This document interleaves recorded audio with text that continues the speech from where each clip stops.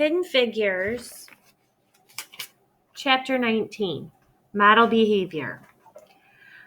While Katherine Johnson busied herself with the equations that would determine the path that the first Americans would follow into outer space, Mary Jackson focused on making supersonic airplanes even faster and more efficient.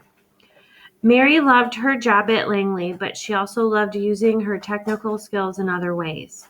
One summer, she had a special project in mind. Rather than devote her talents to improving a high-speed aircraft that burned through the skies, Mary decided to lend her trained eye and her understandings of aerodynamics to help her son Levy build a car to enter the Virginia Peninsula's 1960 Soapbox Derby. Mary and Levy had gone to the local Chevrolet dealer to fill out the entry form and pick up a copy of the official rules.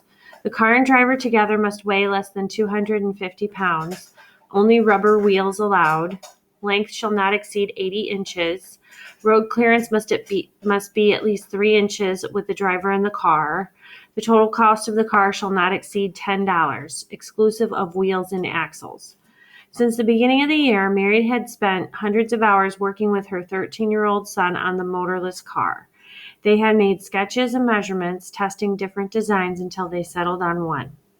They searched the clutter in the back of the garage for things that could be useful. Vegetable crates, plywood, wagon wheels, garden tools, old shoes, wire, and twine. Almost anything could be put into service.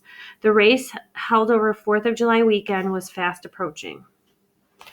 On race day, Levy and the other competitors started at the peak of the 25th Street Bridge in Newport News, the only hill in the flat-as-a-pancake coastal area.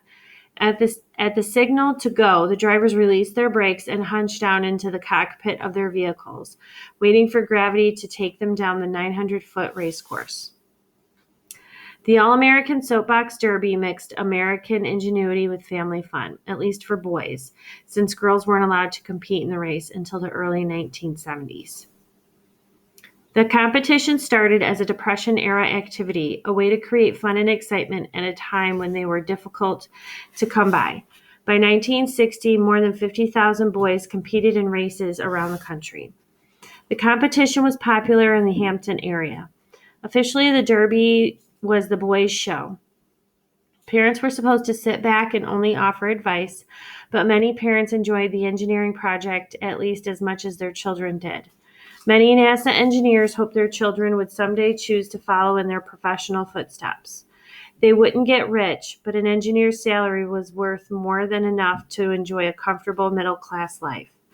When it came to the Derby, no NASA father had anything on Mary Jackson. She treated the Soapbox Derby car as an apprenticeship in engineering. It didn't stop there. At school, she pushed Levy to take the most challenging math and science classes he could handle, and she coached him on his science projects.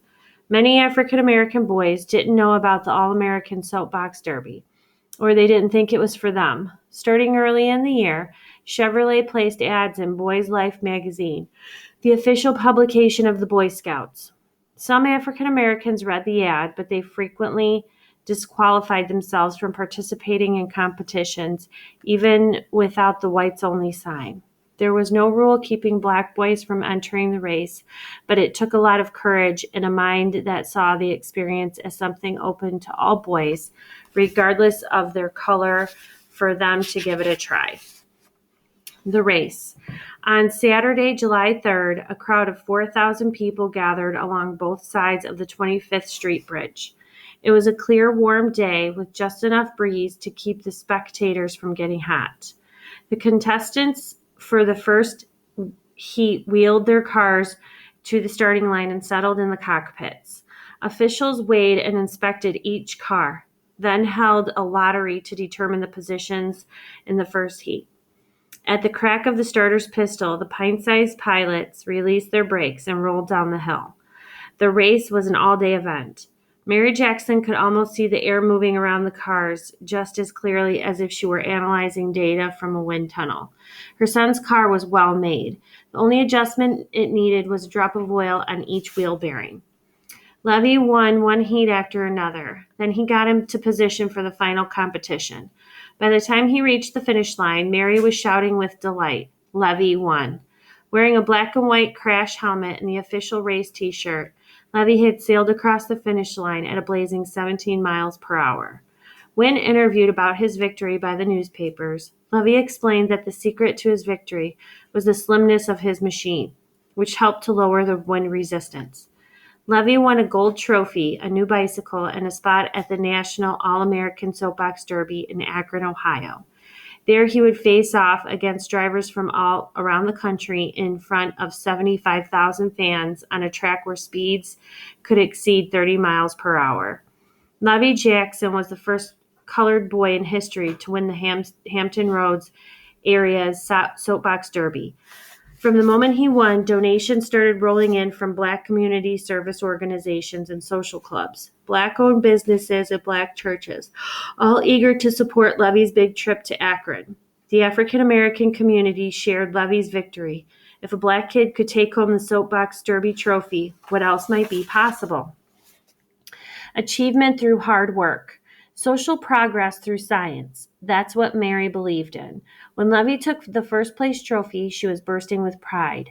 When a reporter for the Norfolk Journal and Guide asked Levy what he wanted to do when he grew up, he said, "I want to be an engineer like my mother." Being Black first, the first Black person to have achieved a particular goal, was a powerful symbol. Mary Jackson knew just as well as anyone. She embraced her son's achievement with delight, but she also knew that the best thing about breaking a barrier was that it would never have to be broken again. Possibilities for women. Mary Jackson believed that achievement worked like a bank account.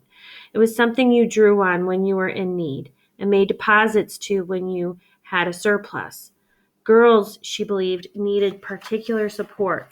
It wasn't lost on Mary that the Derby, while open to her son, would have rejected her daughter's application.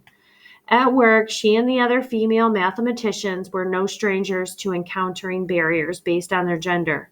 Despite the relatively large number of women now working at NASA, most female technical professionals, Black and white, were classified as mathematicians or computers rather than engineers. They were paid less even if they were doing the same work. Mary developed allies among the white women she worked with.